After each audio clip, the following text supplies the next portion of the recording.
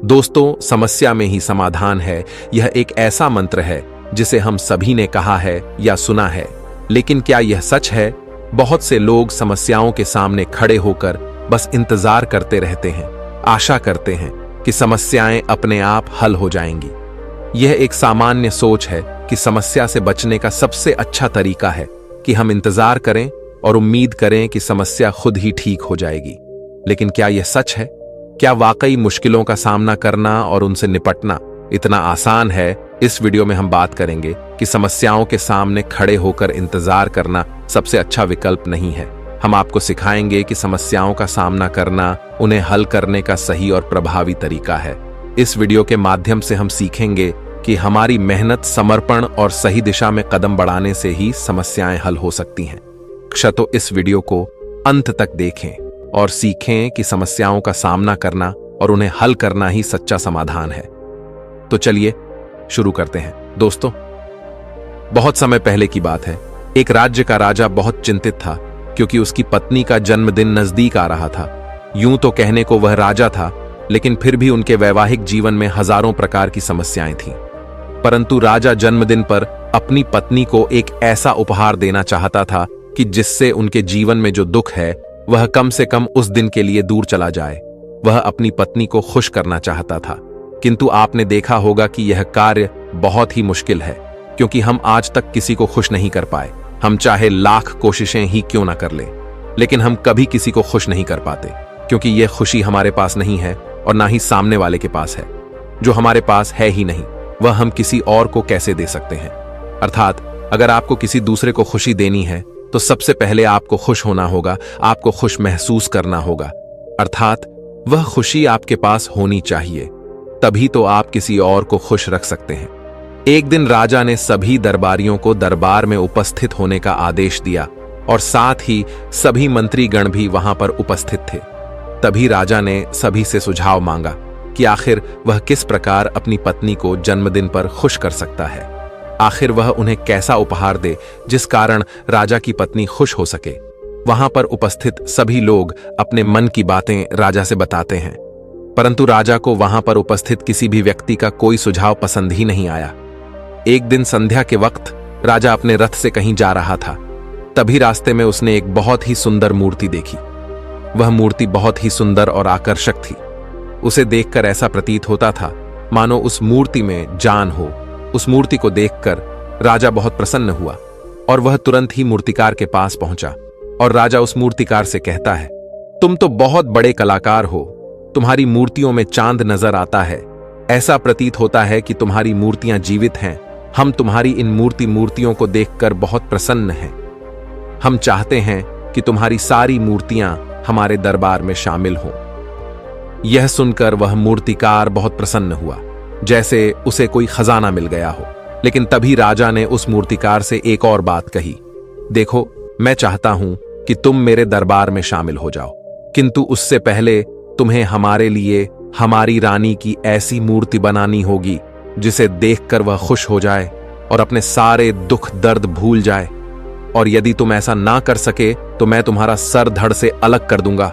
राजा के मुख से यह सुनकर मूर्तिकार घबरा गया, उसके पसीने छूट गए।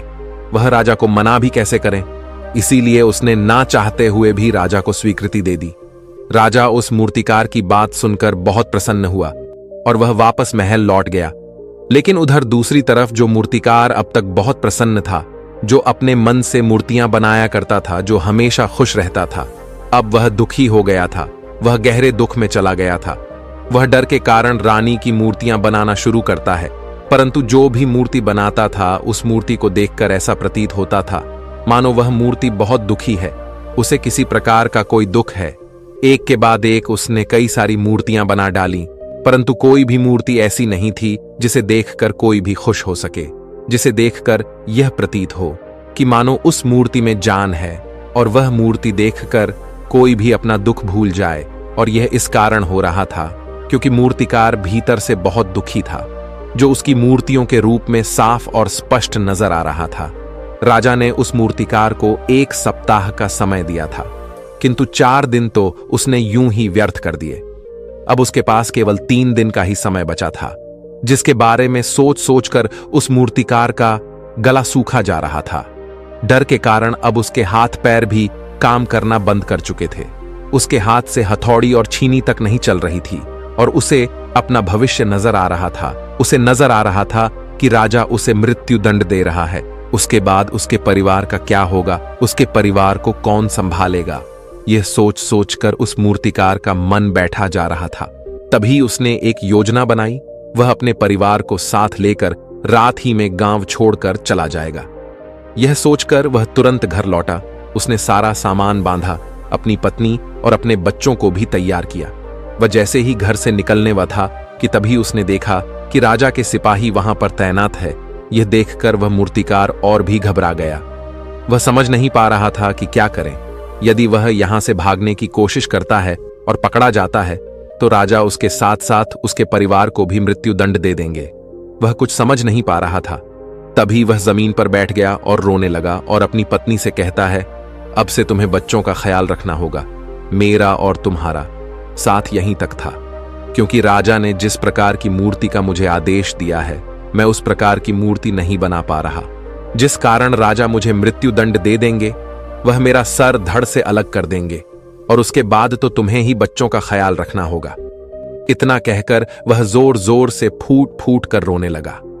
देखते ही देखते रात बीत गई और अगले दिन सुबह सुबह उस मूर्तिकार के दरवाजे पर एक गुरु भिक्षा मांगने आए।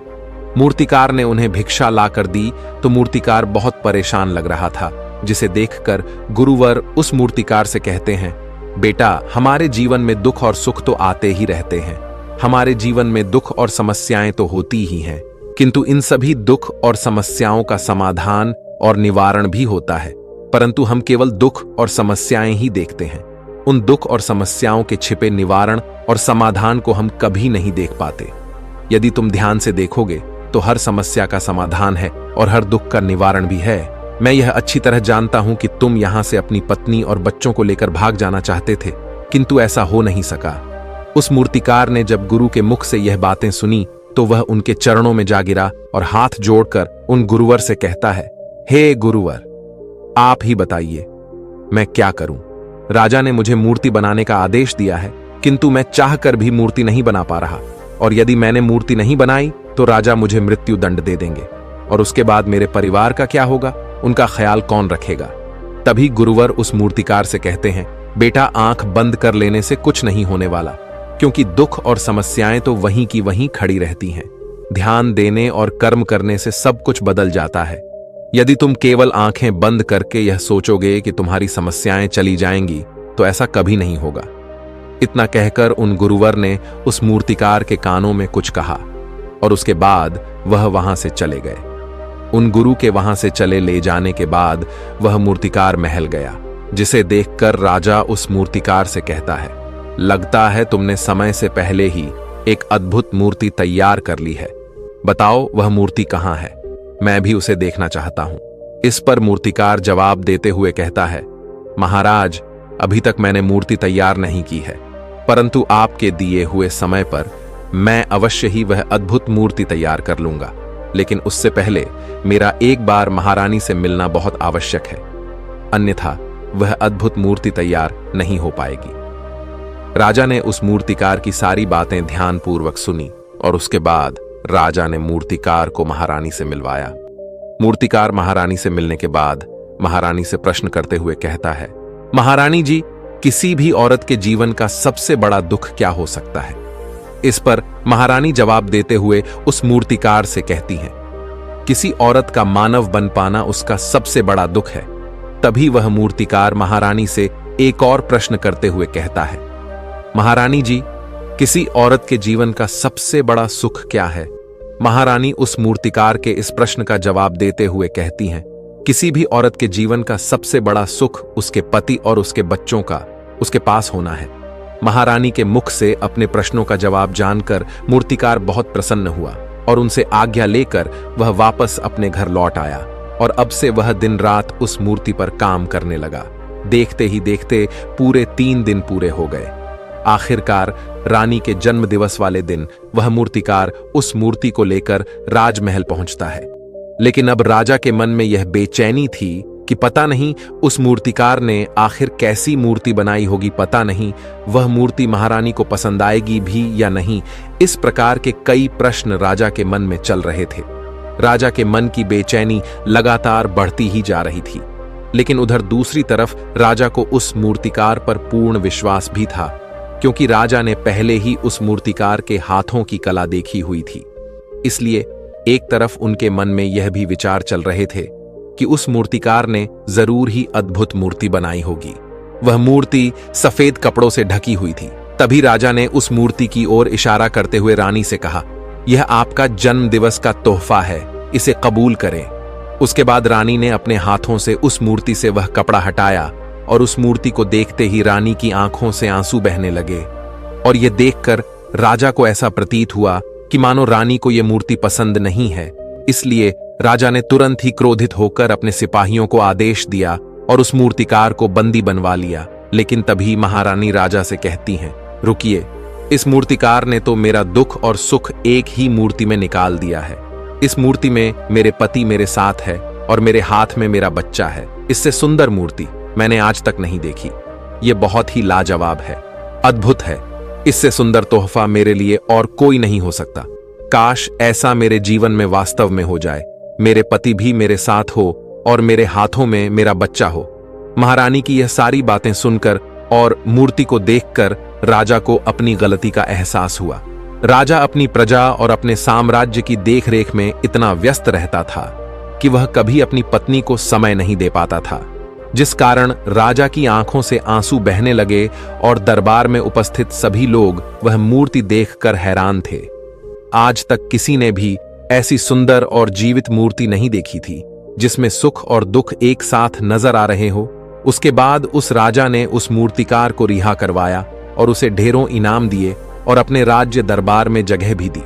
किंतु उस मूर्तिकार ने इनाम तो स्वीकार कर लिया, परंतु राज दरबार में उसे जगह नहीं ली और हाथ जोड़कर राजा से कहता है, हे महाराज, मेरी आपसे विनती है, आपने मुझे चेतावनी दी थी, यदि मैं यह मूर्ति नहीं बना सका तो आप मुझे मृत्युदंड दे देंगे। किंतु मैं आपसे बस इतना ही कहना चाहता हूं, हम में से चाहे कोई भी प्राणी क्यों ना हो, सभी के प्राण उतने ही कीमती हैं जितना कि आपका या महारानी के हैं। इसीलिए किसी को भी बिना दोष के दंड नहीं देना चाहिए। मेरी पत्नी ने मुझसे कहा था कि राजा की दोस्ती और दुश्मनी दोनों ही अच्छी नहीं है, इसीलिए मुझे आपके राज दरबार में कोई स्थान नहीं चाहिए। मैं अपनी छोटी सी दुनिया में बहुत खुश हूं। मैं अपने छोटे से परिवार के साथ बहुत खुश हूं। मैं आज तक जो करता आया हूं मुझे वह पसंद है और मैं अपने पूरे जीवन काल वही करना चाहता हूं। मैं जैसा हूं, जिस हाल में हूं, मुझे बहुत प्रसन्नता है कि मैं आज इतना खुशहाल इंसान हूं। अब मुझे आज्ञा दीजिए। इतना कहकर वह मूर्तिकार वहां से चला गया।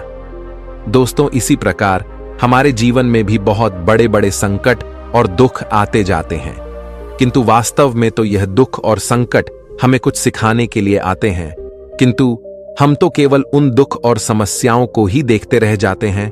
हम उनका निवारण खोजने का तनिक भी प्रयास नहीं करते, और जब हम दुख के समय क्रोध करते हैं तो हम वास्तविकता में अपना ही नुकसान कर लेते हैं।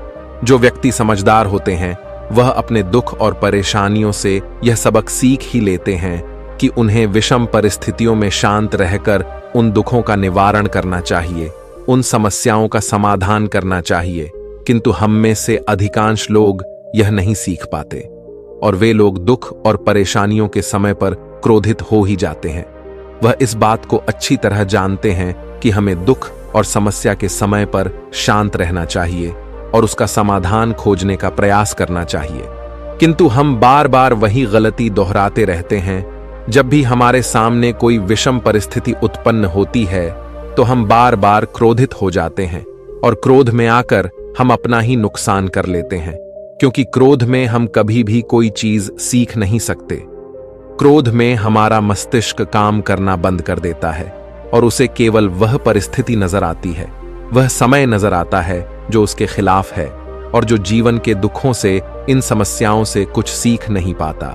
ऐसा व्यक्ति पूर्ण रूप से एक दलदल में फंसे हुए इंसान की तरह है, जो परिस्थितियों के दलदल में कुछ इस प्रकार फंस चुका है कि वह वहां से निकल नहीं सकता। फिर वह चाहे कितना भी हाथ पैर क्यों ना मार ले और जितना हाथ पैर मारेगा वह उतना ही उस दलदल में फंसता चला जाएगा। जबकि आपको हाथ पैर ना मारकर बल्कि शांत रहकर अपने मस्तिष्क का प्रयोग करना चाहिए और यह सोचना चाहिए कि इस दुख, इस समस्या और इस विषम परिस्थिति का समाधान क्या हो सकता है।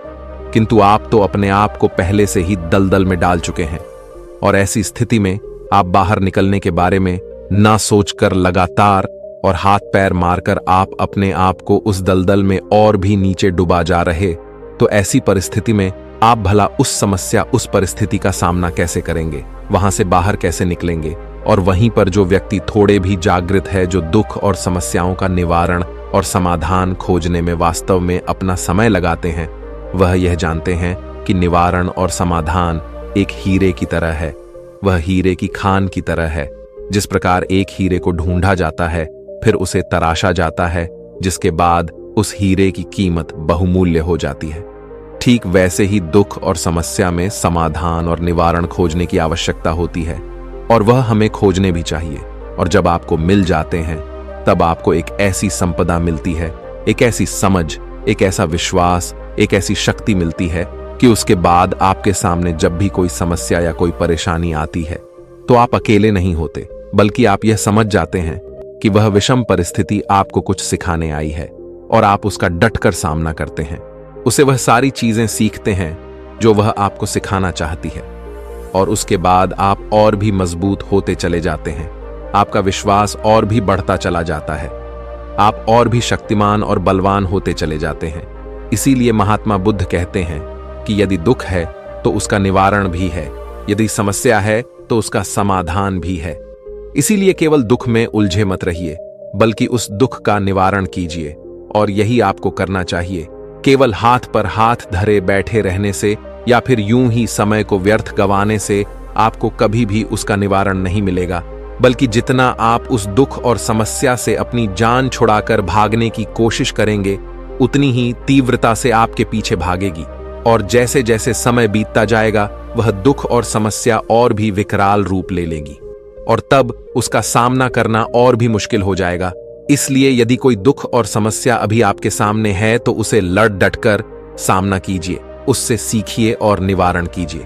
दोस्तों, आपने आज के इस वीडियो से क्या सीखा, वह मुझे आप कमेंट में बता सकते हैं। इसी के साथ में उम्मीद है कि आपको आज की वीडियो पसंद आई होगी, तो इस वीडियो को उस इंसान को शेयर करें जिससे यह कहानी सुनने की जरूरत है और उसी के ठीक बाद चैनल को सब्सक्राइब करें। तो चलिए फिर मिलते हैं ऐसी एक और नई वीडियो में एक नए मैसेज के साथ। तब तक के लिए अपना ख्याल रखें। धन्यवाद और नमो बुद्धाय।